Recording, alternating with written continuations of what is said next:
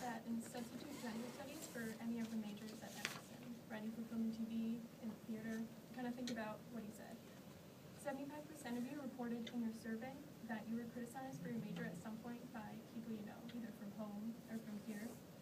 In his speech, Sir Ken Robinson alerts us to the problems with schooling today, problems that might hit home for you.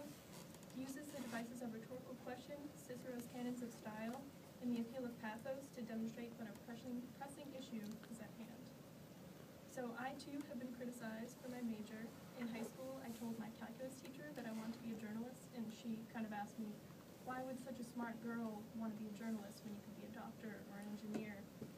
And that same day in class, she handed out this chart that showed careers in math and science with their salaries up here and kind of arts and humanities, stuff like that, down here. So Ken Robinson in his speech delivers a powerful message that I'm going to share with you, but I'll be focusing on how he delivers this message with his rhetorical devices and the rhetorical situation that kind of led up to him giving this speech. So first I'm going to tell you a little bit about Ken Robinson and the speech. Ken Robinson really knows what he's talking about. He's an English author, speaker, and an expert on education around the world. He advises governments and nonprofits in all kind of education systems to countries around the world. He was actually knighted in 2003 for his services to arts and the educations. He's published many books on educations and the arts. He was a professor at the University of Warwick, and he's won so many awards that I don't even have time to list them all. He contracted polio at the age of 4, which causes him to walk with a limp, which is evident in the speech. If you take a look at it, which I'm sure you will, after you hear my speech. And he currently lives in LA with his family. So in 2006, he gave a TED Talk about the problems with education. And this was one of the most famous TED Talks in TED Talk history. It's actually gotten over 25 million views, and it's been translated in countless languages to be distributed around the world. But he gave a TED Talk in 2006, so TED Talks were a little bit different than they are now. He actually gave it at a private conference to about 1,200 people, and the speech was recorded, but it was only recorded for DVDs that were distributed to the audience of the talk. Only a couple months later did the TED organization kind of experiment with putting the videos online. So once they did that with his video, that's kind of how his talks soared from there, and all these people got to hear it. So his speech basically says that creativity is as important as literacy, and the education systems around the world go against this by creating a hierarchy of subjects with math and science at the top, and arts, humanities, and stuff like that at the bottom. And so this causes brilliant people to think they're not brilliant because the things that they're good at aren't valued in school, or maybe they're even stigmatized in school. So now I'll tell you about the rhetorical devices and appeals in his speech that make it so great. So he first uses Cicero's third canon of style to hold the audience's attention. And he does this with all of the jokes that he puts in his speech. He even opens with a joke. This has been great, hasn't it? Referring to the talks during that day. In fact, I'm leaving.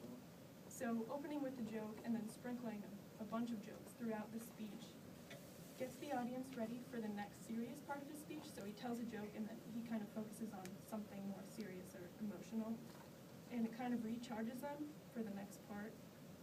So this use of language with the joke and then the serious part and humor kind of creates a solid style for his speech. He also uses rhetorical question as a device.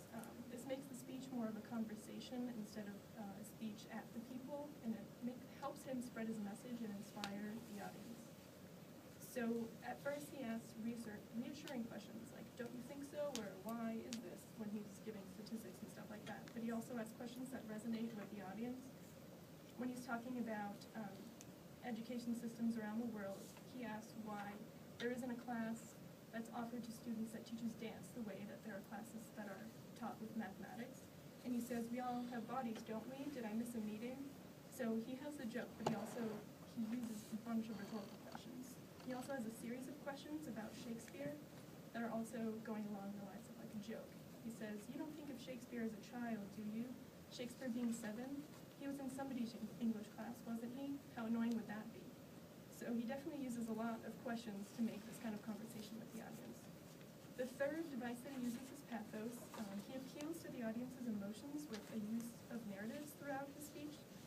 In Invitation to Public Speaking, speaking by Cindy Griffith, she notes, if your audience can't connect with the speech on an emotional level, your listeners may not feel that its subject is important enough for them to care whether you prove your claims or not. Using a story or narrative can draw an audience into a speech emotionally, and that's just what Ken Robinson does in his speech.